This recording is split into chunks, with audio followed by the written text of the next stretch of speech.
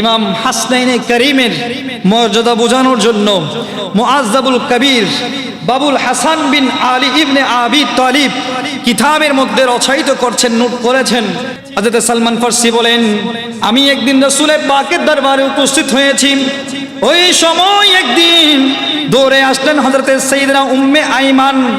হযরতে উম্মে আইমান দৌড়ে দৌড়ে আসলেন নবীর দরবারে। ওই নবীকে বলছেন, ইয়া রাসূলুল্লাহ, ইয়া হাবিবাল্লাহ, আপনার কাছে আসলাম কারণ ইমাম হাসান এবং ইমাম হুসাইনকে কোথাও খুঁজে পাওয়া যাচ্ছে না। এই খবর শুনে আমার রাসূল পাক সাল্লাল্লাহু আলাইহি ওয়াসাল্লাম সাহাবায়ে কেরামদেরকে ডাক দিলেন, হে আমার সাহাবায়ে কেরামরা শুনো, আমার সন্তানদেরকে খুঁজে পাওয়া যাচ্ছে না। আমার সন্তানদেরকে ইমাম হাসান এবং হুসাইনকে খুঁজে পাওয়া যাচ্ছে না। চলেন চলেন, আমার ইমাম হাসান এবং ইমাম হুসাইনকে খুঁজতে হবে। এভাবে বলতে বলতেই আমার সাহাবায়ে কেরাম সহ আমার রাসূল পাক সাল্লাল্লাহু আলাইহি ওয়াসাল্লাম বেরিয়ে পড়লেন ইমাম হাসান এবং ইমাম হুসাইনকে খুঁজতে খুঁজতে।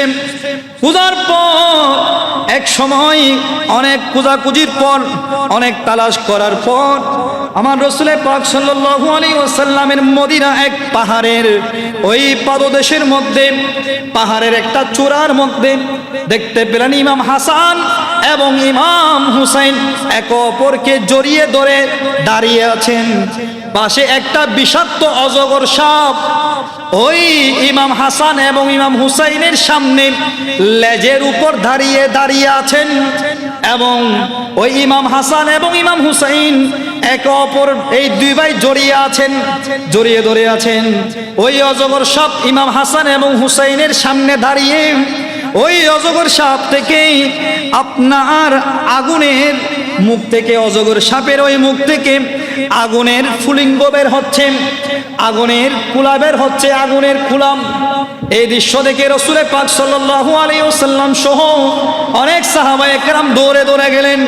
গিয়ে আমার রাসূল পাক সাল্লাল্লাহু আলাইহি ওয়াসাল্লাম যখন যেতে লাগলেন, এই অজগর সাপ যখন এই বিষয় টের পেলেন, অজগর সাপ সরে গেলেন এবং দৌড়ে আসলেন ইমাম হাসান এবং ইমাম হুসাইনকে জড়িয়ে ধরে আমার রাসূল পাক সাল্লাল্লাহু আলাইহি ওয়াসাল্লাম বলেন, এই ইমাম হাসান, এই ইমাম হুসাইন, শুনো শুনো, তোমাদের উপর আমার আব্বা এবং আমার আম্মা, আমার মা, আমার বাবা তোমাদের প্রেমে কুরবান। সুবহানাল্লাহ বলি।